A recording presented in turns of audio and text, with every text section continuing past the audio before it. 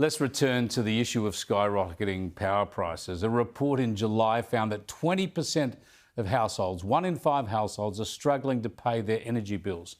But it's not a problem for the blokes who run these companies. Take a look at the Adelaide Advertiser's front page today. Power CEO's $6.7 million payday.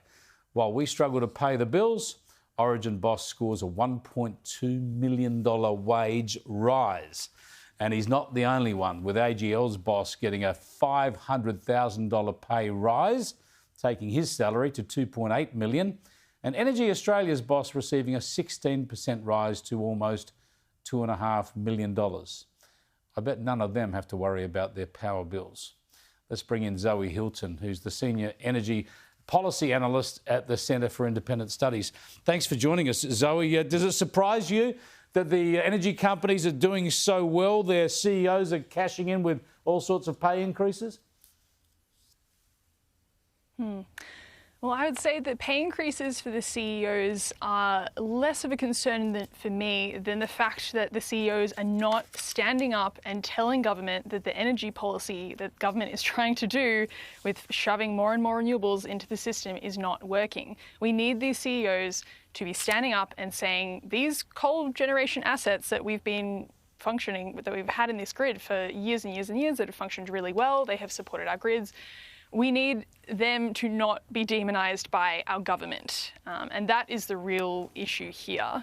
AGL and Origin, they can pay their CEOs what they like, but the CEOs need to be responsible and they need to act in an honest way. They need to act in a brave way and hold government to account and not be ashamed of the assets that they own in coal and gas generators. But this is the point, though, isn't it? Obviously, the system is working well for those companies if they're reaching their profit targets and their CEOs are cashing in. It's working well for the operators, but it's not working well for consumers.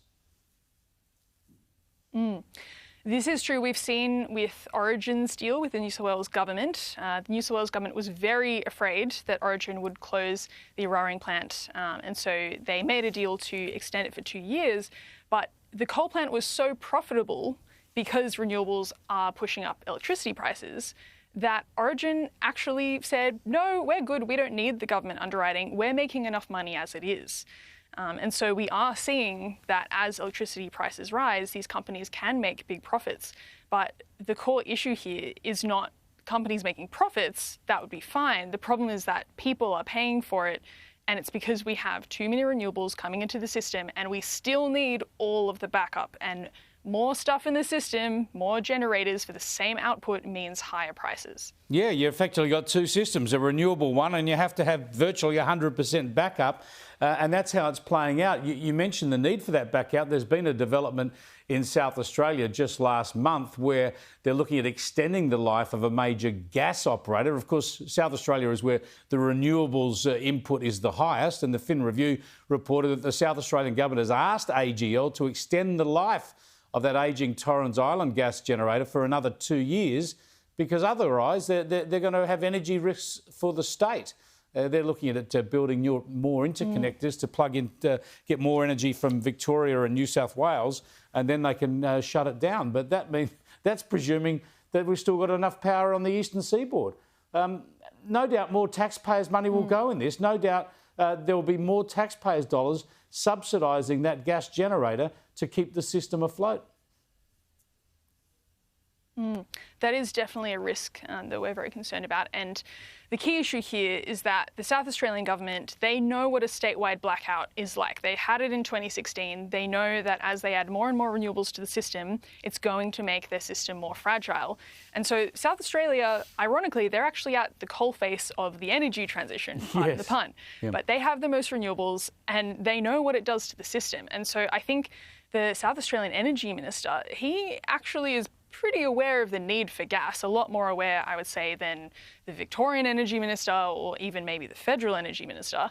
And so he has read the Electricity Statement of Opportunities, which is AEMO's report that they do every year that looks at reliability, and it shows South Australia breaching their reliability standards in 2026-27 if they don't do anything. So he's seen that, and he's gone, okay, well, we're going to help, we're going to ask AGL to extend their Torrens Island B gas plant. Whether that will involve underwriting, we'll see what happens. But he knows that South Australia needs dispatchable capacity, and for them, that is gas. And it's the same for all the other states. All the other states need dispatchable capacity, mostly in the form of coal. Where South Australia is at the moment with energy is exactly where the rest of us are heading. They're just a bit further down that track, no doubt about it. Thanks for joining us, Zoe. Zoe Hilton there from the Centre for Independent Studies. They're running out of energy secure supplies in South Australia because they've got too many renewables. Looks like they're going to have to extend the life of that major gas plant. Look out, we're all heading the same way in New South Wales, Victoria and Queensland as well.